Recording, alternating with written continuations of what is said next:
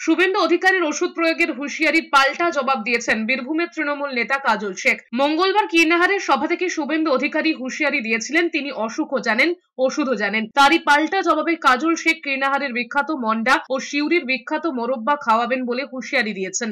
মঙ্গলবারের সভা থেকে রাজ্যের বিরোধী দলনেতা বলেছিলেন তিনি 15 দিন অন্তর নানুরে আসবেন।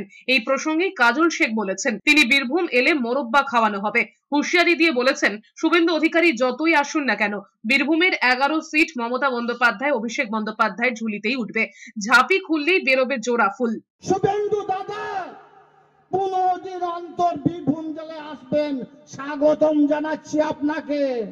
আসুন বীরভূম জেলায়, আসুন নানুরে, আসুন কীর্ণাহারে, আপনাকে কীর্ণাহারে মুন্ডা বিখ্যাত খাওয়াবো। আসুন সিউড়িতে, সিউড়ির মোরব্বা বিখ্যাত আপনাকে খাওয়াবো। যেদিন গণনা হবে সেই দিনও আসবেন, মুন্ডা এবং সিউড়ি মোরব্বা বেঁধে দেবো। কারণ একটাও সিট আপনি পাবেন না